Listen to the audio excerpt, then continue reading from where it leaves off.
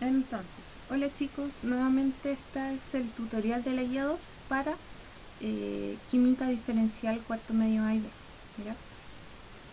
Entonces nos fuimos. Les cuento, esto es importante porque ustedes saben que nosotros estamos en farmacocinética, ¿ya? Esa es la idea de este grupo, pero es importante también que conozcan los mecanismos, por ejemplo, de virus y bacterias. Sobre todo quiero que conozcan el mecanismo, por ejemplo, y la estructura de los virus. Bueno, porque con todo esto del coronavirus me gustaría que ustedes igual tuvieran una opinión acerca de esto, ¿ya? Y que tuvieran una opinión informada. Entonces, el virus, ¿cierto? Y su mecanismo. Sabemos, ¿cierto?, que la superficie de los virus tienen proteínas, ¿ya?, que se unen a receptores de la célula del hospedero. El virus, ¿cierto?, como bien muestra acá, ¿cierto?, esta imagen, el virus, ¿cierto?, libera el material genético. Si pueden ver ahí en las células, ¿cierto?, este va a liberar el material genético dentro, ¿ya? Entonces, es transportado por proteínas, ¿cierto?, de la misma célula. Voy a poner ahí el láser. Es transportado, ¿cierto?, por proteínas de la misma célula al núcleo, ¿ya?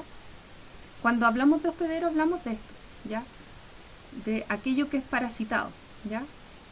Entonces, ¿qué hace este virus, ¿cierto?, al ser transportado, ¿cierto?, este material genético dentro? Ahí lo pueden ver, ¿cierto? ¿Qué hace?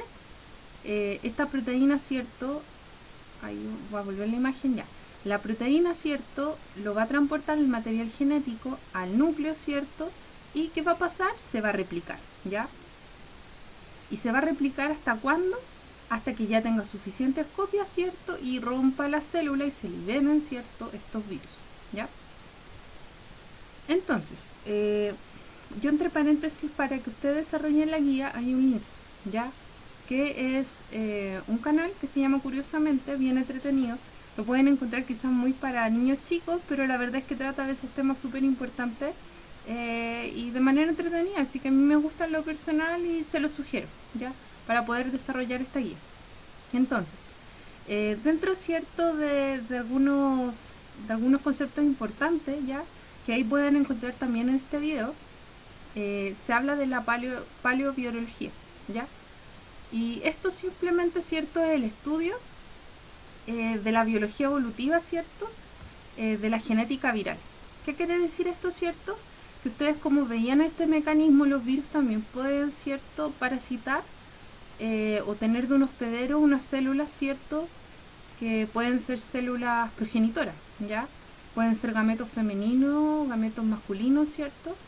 Y estos, en el momento, ¿cierto?, de poder juntarse, estos gametos van a producir ciertos individuos que van a venir con esa carga genética, ¿ya? Y de hecho eso es el estudio en sí, ¿cierto?, de la paleobiología. El estudio de estos individuos, ¿cierto?, que ya vienen con los virus, ¿ya? Traen insertos, ¿cierto?, en su genoma los virus. Entonces, importante, bueno, hay muchos virus, ¿ya?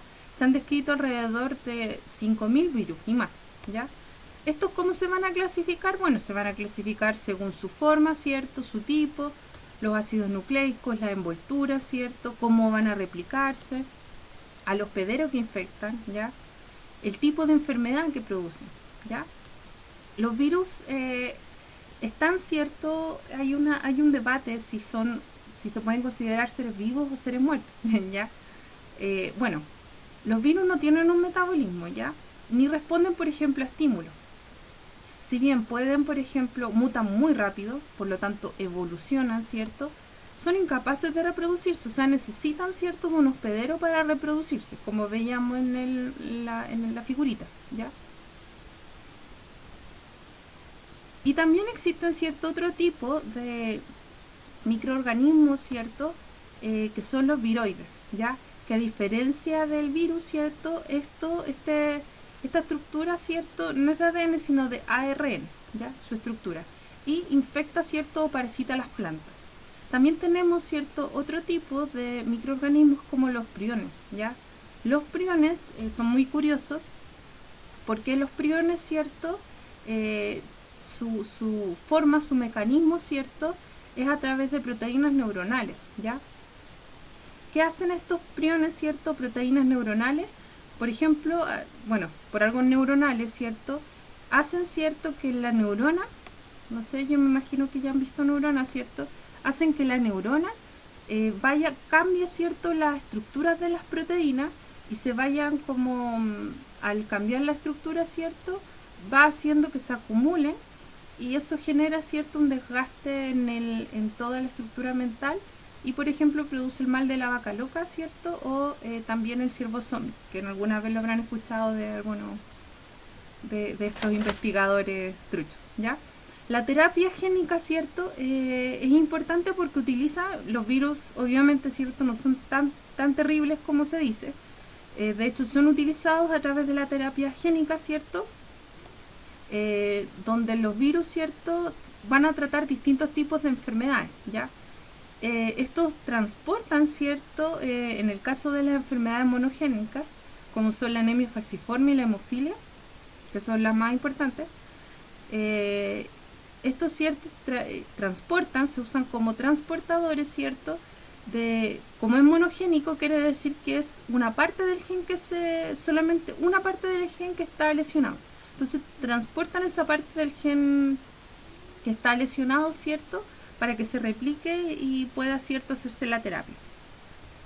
Ya, y esto es importante. ¿Cómo vencer al coronavirus? Bueno, como les dije, el coronavirus, ¿cierto?, los coronavirus es una familia grande de virus, ¿ya? El que es nuevo, ¿cierto?, es el SARS-CoV-2, ¿ya? Esto es un virus nuevo, ¿ya?, que obviamente mutó. Y esto, ¿cierto?, produce una enfermedad respiratoria aguda llamada COVID-19, ¿ya? Si nosotros vemos acá, ¿cierto?, la mortalidad es baja del COVID-19, pero sí es muy, ¿cierto?, contagiosa y se transmite por gotitas, ¿ya? El periodo de incubación quiere decir cuando usted empieza a sentir los síntomas, ¿ya? Y usted debería empezar a sentir los síntomas de 5 a 14 días. Fíjense acá que los casos críticos son 6,1, o sea, súper bajo, ¿ya?